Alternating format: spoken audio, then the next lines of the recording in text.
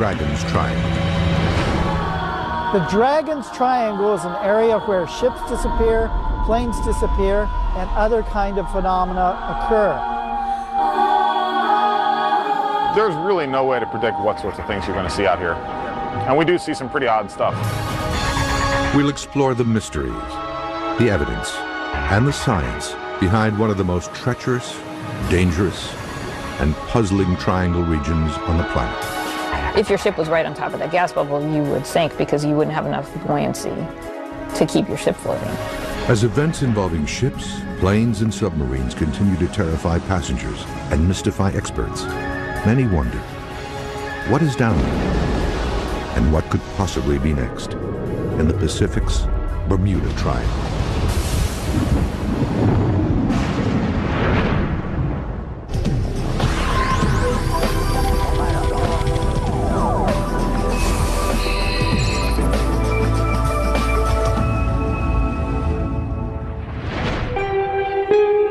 25 degrees north, 142 degrees east. These are the coordinates of the center of one of the most mysterious triangle regions on Earth. For centuries, this area has hosted some of the most bizarre disappearances of ships, airplanes, and loss of life anywhere on the planet. But this is not the Bermuda Triangle. It is a 500,000 square mile area located in the deep waters of the Pacific Ocean. It is known as the Dragon's Triangle. The Devil's Sea, or the Dragon's Triangle, is an area off the southern coast of Japan where supposedly many unexplained shipwrecks have taken place, where planes have disappeared, very similar to the Bermuda Triangle in, of course, a very different part of the world. The Dragon's Triangle is a large area of water off the east coast of Japan, bounded by Japan and Guam, in the Philippine Sea, in which navigators and ships have reported for thousands of years loss of ships, loss of compass readings, and strange objects flying out of the water. Curiously, its counterpoint in the Atlantic, the infamous Bermuda Triangle, lies directly across the globe, along the 35-degree latitude line. Both areas are believed to contain some of the world's deepest waters, much of which remains unexplored to this day. Both the Bermuda Triangle and the Dragon's Sea lie along the same latitude, and both have the same anomaly where geographic north and magnetic north seem to come together, so compass readings are off by 20 degrees. And that's why researchers believe there are so many lost planes and ships in these areas. It is quite interesting to see that they are both at exactly the same location. The boundaries of the Dragon's Triangle are generally believed to stretch from central Japan to Guam to the Mariana Islands. While lesser known to the west than the Bermuda Triangle, unexplained disappearances and strange phenomena occur in this area with a far greater and more alarming frequency. Since World War II, it is believed that over 1,500 vessels and hundreds of military, commercial, and civilian aircraft have disappeared. The Dragon's Triangle has had many more ships disappear than the Bermuda Triangle. And the ships that have disappeared in the Dragon's Triangle have been large ones, military ships, cargo ships. What's so odd about the Dragon's Triangle compared to the Bermuda Triangle is that the Bermuda Triangle has so much more press. Why would that be? The area first gained modern notoriety in 1989 with the publication of Charles Berlitz's The Dragon's Triangle.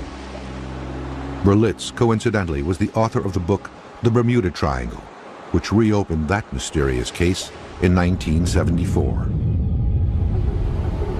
For years, Berlitz studied the reports of ship and aircraft disappearances in this area, along with reports of UFO sightings and other anomalies. According to his research, compasses often fail or give wildly inaccurate readings in the triangle. Boats and airplanes report being moved far off course in a matter of seconds. Sightings of ghost ships have been reported for over 100 years. And finally, hundreds of ships, airplanes, and even submarines have, without warning, fallen to the bottom of this extremely deep region.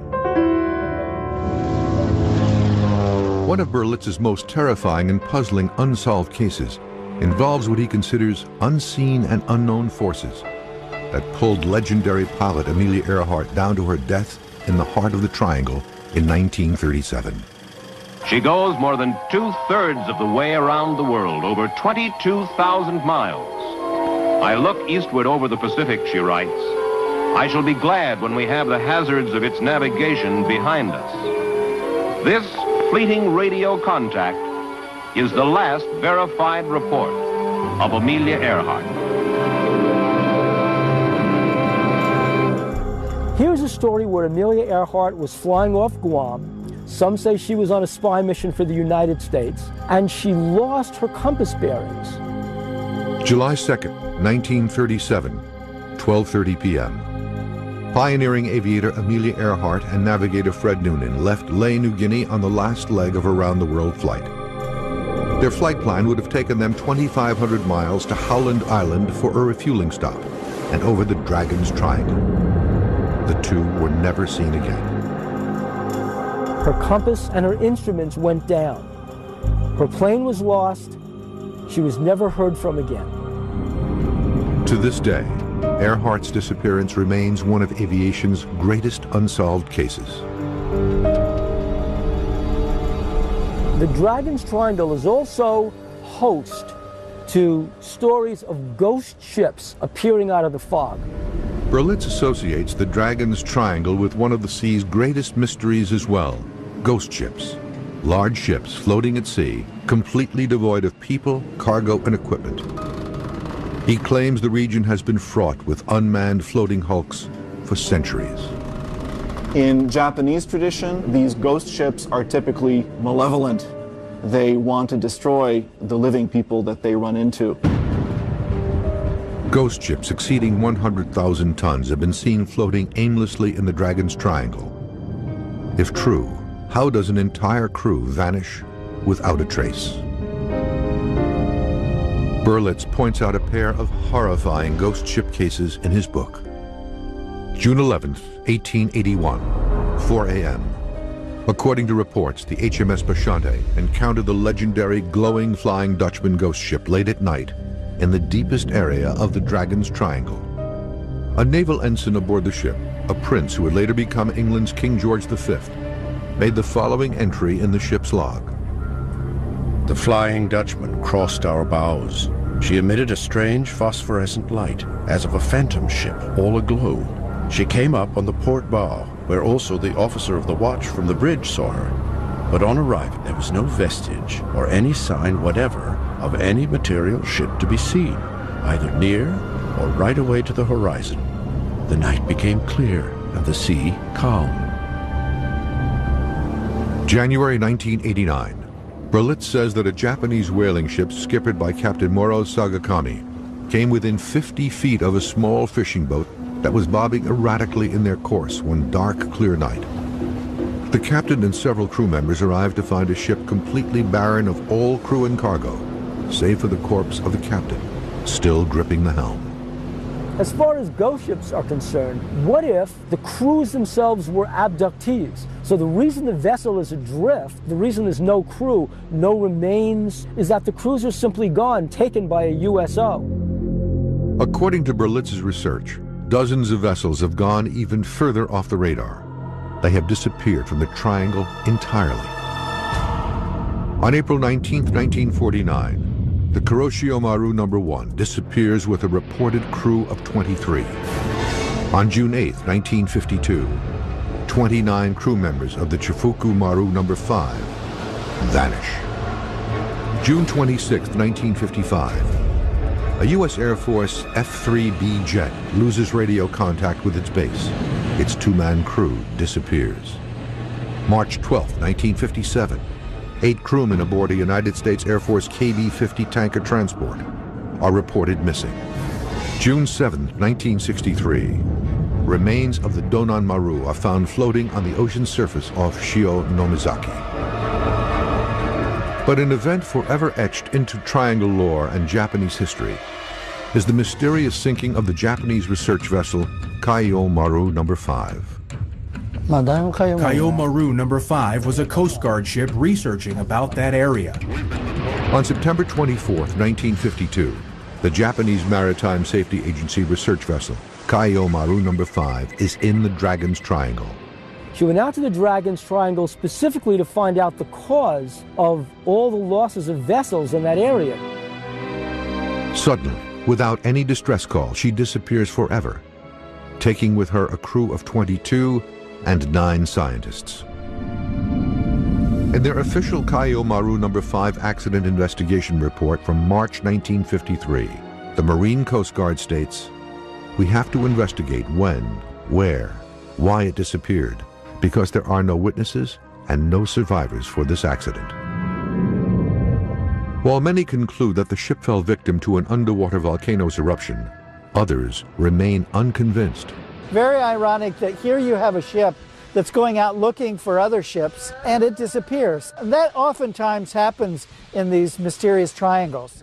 Because of this event's importance to Japanese maritime history, today in Tokyo there is a shrine dedicated to the memory of those lost in this mysterious sinking. Coming up, commercial and military pilots and captains report frightening shifts of the time-space continuum when navigating through the Dragon's Triangle. He had experienced missing time during the period he saw the UFO.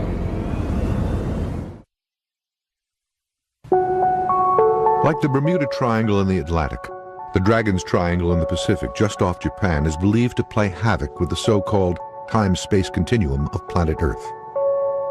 This unexplained phenomenon reportedly causes ships and airplanes to be forced off course by miles and miles, and for clocks to suddenly change time, all in an instant. Some of the theories for the Dragon's Triangle include that it's anomaly, that there's some kind of magnetic anomaly, that there's some kind of black hole in the ocean, that there's something from outer space that zooms down and has some kind of interaction with, craft there and they disappear. But as far as we know, things happen there and we don't know why. In the late 1950s, American television and radio personality Arthur Godfrey, an accomplished pilot in his own right, reportedly experiences a frightening occurrence in the Dragon's Triangle, one that nearly cost him his life. In the 1950s, the band leader and television personality from America, Arthur Godfrey, was piloting a twin-engine craft over the Dragon's Triangle. He saw a USO. The instruments on his plane went dead. He was low on fuel. He had to navigate by the sun because his compass was out. When his instruments came back on and he was able to get over land again, he found out the same exact thing, that he had experienced missing time during the period. With only enough fuel for 3 hours, Godfrey piloted his craft on dead reckoning. After 1 hour, his instrumentation returned, and he was able to return to course. However, Godfrey would later report that he inexplicably lost a half hour. His clocks literally rolled backwards. Fortunately for Godfrey and his crew, they safely arrived in Tokyo, avoiding the terrible fate of Amelia Earhart and countless others in the Dragon's Triangle. Other similar time-space anomalies over the Triangle had been reported by military pilots in the 1950s and 60s, including Air Force pilot Frank Hopkins, an advisor to the 106th Air Transport Group. In the summer of 1968, he wrote to Argosy magazine with a story of a time-space continuum shift while flying a C-97 Stratofreighter over the Dragon's Triangle. In the spring of 1966, I was a basic navigator aboard an Air Guard C-97 flying from Kwajalein Island to Guam. We looked forward to a pleasant night flight of about 6 to 6.5 hours. Hopkins says that, as per protocol, he plots his position hourly using. But during the 3rd hour of the flight, something inexplicable occurs. I shot a second celestial fix. Weather was excellent.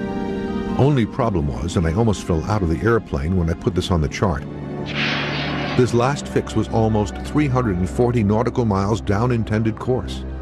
I rechecked and rechecked. A plugging old C-97 covered 340 nautical miles in 1 hour of time for no apparent reason. Later, upon landing on Guam, Hopkins reports to his duty officer that his airplane jumped many hundreds of miles ahead of course, but no report is filed.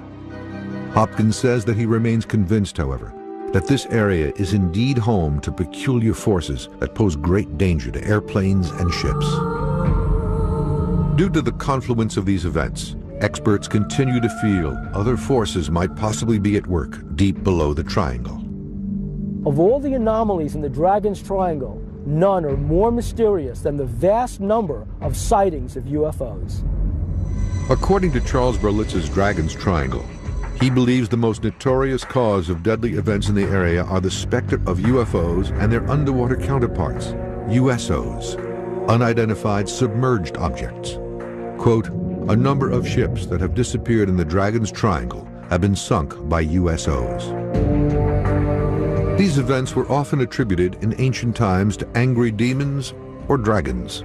The Japanese were very influenced by the Chinese, and the Chinese were great believers in dragons, and that these dragons were somehow at sea and they could, rise up. And the dragon was both a propitious and a threatening symbol. UFO experts in Japan and researchers like Berlitz all believe the apparitions in the triangle, thought to be monsters and dragons by early witnesses, were in fact UFOs. These reports continue to this day. As we studied about this area, we found many interesting scientific reasons for these incidents, which had been called mysterious. There was a report in the Japan Sea by a fishing boat. The fishermen reported seeing a huge UFO flying back and forth and lights in the ocean. Japanese ufologist Junichiro Kato, head of OurJ, the Organization of UFO Research Japan, has been studying UFO phenomenon for almost 20 years. He has seen UFOs on numerous occasions over the waters near Japan and has photographed many of his sightings. I have so many photographs. There are maybe over 200 sightings. At one point, I witnessed 1 or 2 a month. The eastern tip of the Dragon's Triangle is believed by experts to even include portions of the city of Tokyo. On June 14, 1997, Kato snapped a photograph of a fast-moving glowing disk, moving at, he estimates, over 500 miles per hour just above the waters off Tokyo Bay. I took a picture of 3 UFOs flying in formation over the ocean near Tokyo Disneyland. The 3 UFOs made a triangle shape. This event was seen by 10 witnesses. The event was phoned into local Tokyo news outlets by several witnesses, but media reports were never filed. Kato was not the only modern Japanese witness to inform the History Channel of sightings of UFO-like objects over the Dragon's Triangle. Nobu Miyoshi, a Tokyo-based magazine editor, witnessed a UFO over the Dragon's Triangle while on this quiet beach about 30 miles south of Tokyo in 1990. In August of 1990, I saw an airplane going in one direction, and a white light appeared very close to the jet, and I wondered what it was. It moved like it was writing a W in the sky. It moved at 1 kilometer per second. It was quite quick. Before that, I didn't believe in UFOs. But since then, I became a believer. This unique experience leaves an indelible impression on Nobu. I wasn't scared. I was very surprised. I'd love to see it again and watch it much closer. Throughout the 20th century, eyewitness reports of UFO sightings in the Dragon's Triangle began to swell, from verbal reports from fishermen to official reports from military men and women. After World War II, the Soviet Navy had one of the largest active fleets in the Northern Pacific.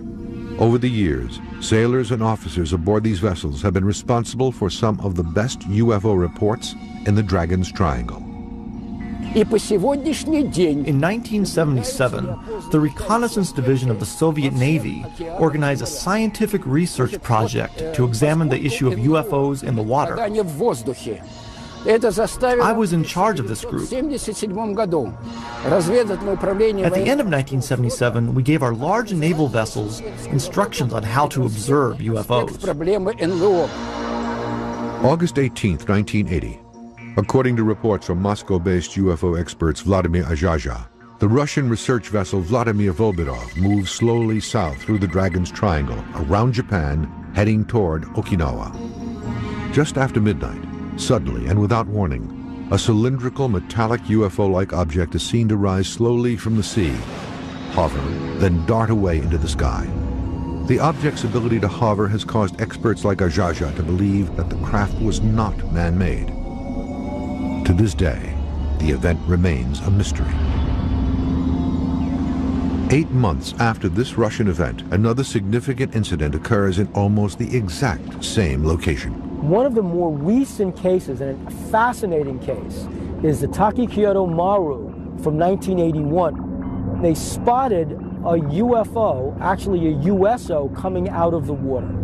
April 17th, 1981. It is a clear day and the seas are calm. The 165-foot Japanese freighter Takikyoto Maru is sailing 200 miles off Kanazawa with over 30 crew members. Suddenly, the crew is rocked as shockwaves roll through their ship. The seamen immediately assume they've been hit.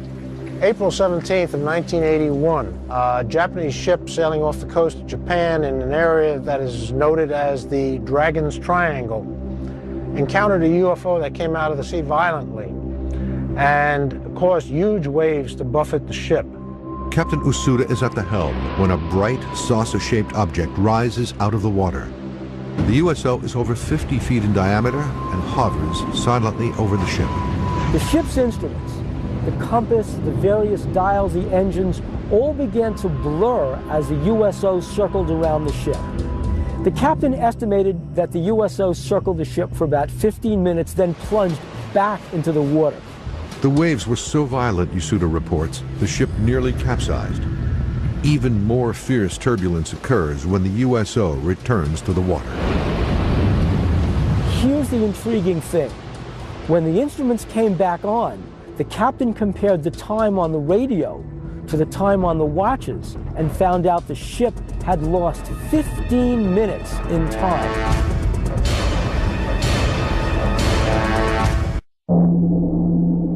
Reports of UFOs observing and hovering close to large ships is not new to the Dragon's Triangle. According to Japanese ufologist Junichiro Narasawa, a Japanese government research vessel, Kaiyo Maru, is a ship with an impressive UFO-related history. Launched in 1967, she became the largest ship in the Ministry of Agriculture's fleet, weighing in at over 2,500 tons. The Kaiyo Maru was also considered to be one of the most advanced nautical research ships of her time. On 2 known occasions, 1984 and 1986, the premier research ship was reportedly tracked by a UFO. These chilling events were witnessed by at least 9 research scientists aboard the ship, including researcher Mikio Naganobu. In December 1984, Mr. Naganobu was in the Falkland Islands at the southern end of South America. One night, he saw 24 UFOs. They were like lights floating in the sky. Then they suddenly went in 3 different directions. The second reported sighting by the Kaiyo Maru occurs 2 years later, in 1986, but this time in the Dragon's Triangle. A huge, cigar-shaped UFO, over 100 feet long, is reported to approach the ship at high speed before diving into the water. According to Mr. Naganobu, he witnessed another event in 1986 in the Japan Sea. A huge, cigar-shaped UFO approached the ship. The only thing they saw was a small red light that kept disappearing. But this time, the UFO was seen on radar. These 2 extraordinary events were reported in detail in the Japanese edition of Scientific American magazine in September 1988. Scientific American magazine reported about these incidents. In the article, the editor actually described that this event is very important because it's an official report of the government research ship of the Ministry of Agriculture.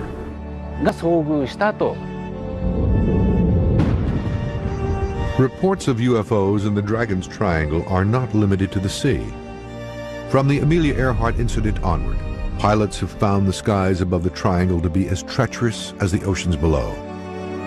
A significant air-to-air UFO event occurred over the western end of the triangle, a near-miss collision between an unidentified aircraft and a Toa Airlines Convair 240. One famous incident happened in Ikeda, when a pilot witnessed a UFO and the control tower announced to all the aircraft that there was a UFO approaching. March 18th, 1965, 7:06 p.m. In a harried report to the air traffic control tower in Tomakatsu, 43-year-old Captain Yoshiharu Inaba reports an unidentified oblong craft is approaching his jetliner as it cruises over the triangle, fast. Inaba then makes a 60-degree turn at over 500 miles per hour to avoid collision. The object stops abruptly, then follows alongside the airliner. Captain Inaba reports he's being shadowed by a UFO. He reports the object is 50 feet in length and radiates a greenish light. Several witnesses observe the situation from the ground. Meanwhile, a Piper Apache registered to Tokyo Airlines hears Captain Inaba's frantic transmissions. At 10:07 Universal Time, he sees the same UFO at 7,200 feet, heading east to Osaka and toward the Dragon's Triangle. Air traffic controller Akira Taguchi was at his post when Captain Inaba radios his report. He later confirms the object was seen over the mountains near Hiroshima and near the island of Shikoku. The same day, at roughly the same time, engineers who worked in the mountains near Hiroshima said they had seen something which had been a flying saucer. These are the facts. Nobody knows what this object really was.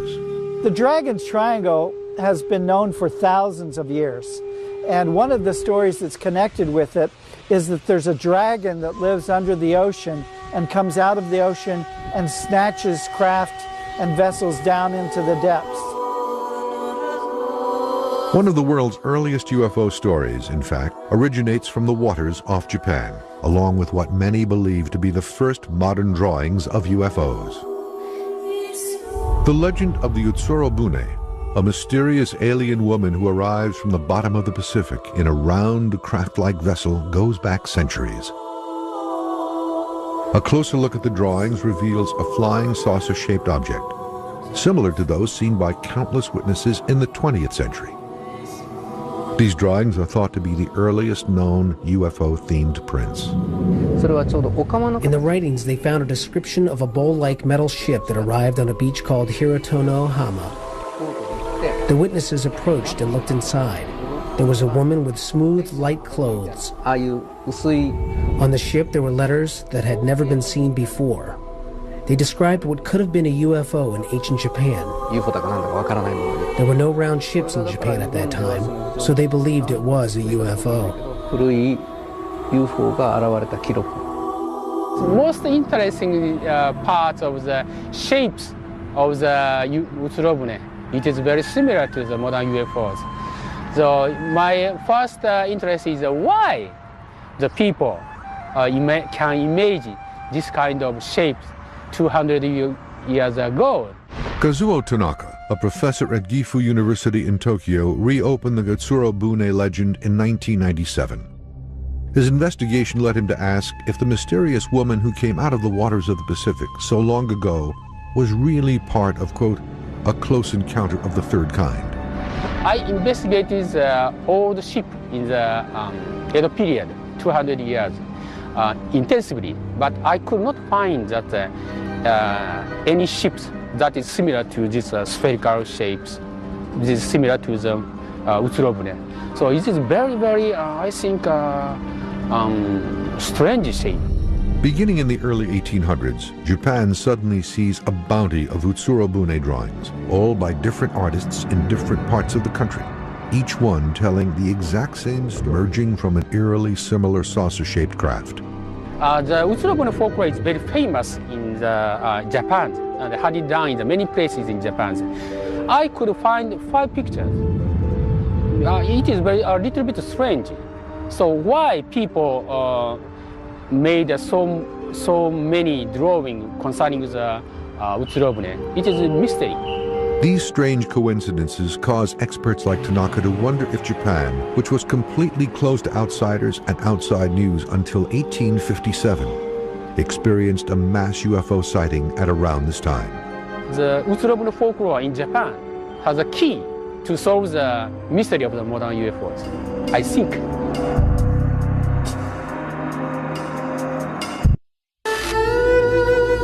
The mysteries of the sea pervade Japanese culture and history. Stories and legends surrounding UFO activity in the Dragon's Triangle have been around for centuries. On September 24th, 1235, strange celestial lights are seen to move and hover above General Yoritsumi's army encampment in Kyoto, which terrified the troops. The objects were thought to be dragons from the sea, on their way to attack them. 40 years later, two large-scale catastrophic events in the Dragon's Triangle would make world history and give its deep waters a deadly reputation.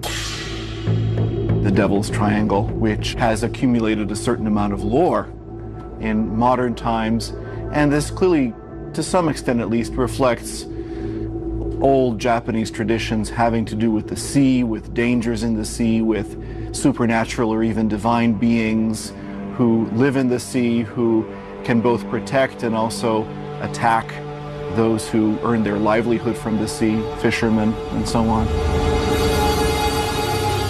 In 1274, the Mongol Empire under Kublai Khan assembled a massive force of over 900 ships to conquer the one territory he coveted, Japan.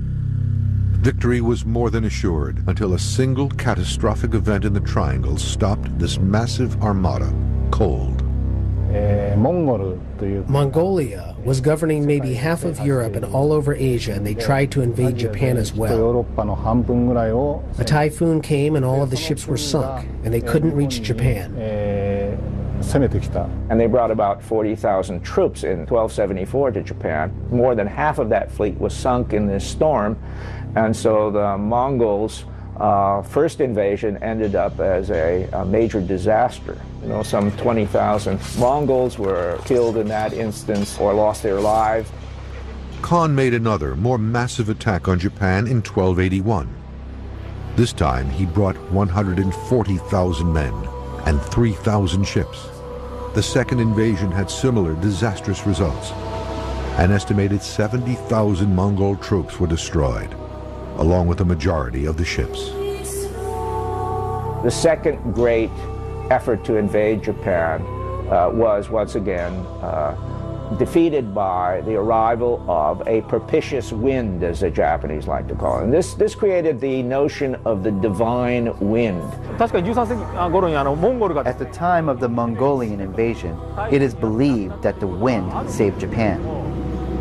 Experts and historians alike still question if events in this anomalous zone are the work of divine winds of benevolent gods, strange meteorological occurrences, or possibly something else. The fact that nature intervened on two separate occasions, I don't know, it did put a little bit of folklore into Japanese history as far as heavenly intervention protecting Japan. As Japan was all but closed to outsiders over much of its history, experts fear that a great reserve of UFO research into the Triangle is forever lost. It was not until the late 19th century that reports became more frequent. The American official whose work helped open Japan's doors to the West was personally involved in a mystery involving possible UFOs in the Dragon's Triangle. July 8th, 1853, 4 a.m. Commodore Matthew C. Perry is off the coast of Ulaga in Tokyo Bay. Suddenly, an unusual object emerges from the sky. Perry recorded this encounter in his log. During the watch from midnight to 4 a.m., a very remarkable meteor was seen. It made its appearance in the south and west and illuminated the whole atmosphere. The spars, sails, and hulls of the ships in company, as well as our own, reflected its glare as distinctly as though a blue light were burning from each at the same time. From the south and west, about 15 degrees above the horizon, it pursued a northeasterly course in a direct line for a long distance, when it fell gradually toward the sea and disappeared. What follows is a vivid description of something which does not resemble a meteor, something far more ominous. Its shape was that of a large blue sphere with a red wedge-shaped tail, which, it could be easily observed, was formed of ignited particles and resembled the sparks of a rocket as they appear upon explosion. UFO researchers in Japan are convinced that Commodore Perry, during one of the most important voyages west by an American, witnessed a UFO in the heart of the Dragon's Triangle. There was a report of sightings of a UFO when the American leadership approached the Japanese government to open commerce. While his ship was floating at the Uraga, Perry wrote the report in his navigation diary. Others witnessed this sighting as well. Perry continued to search for clues and answers, but died 5 years later in 1858, without further insight into the events of that night.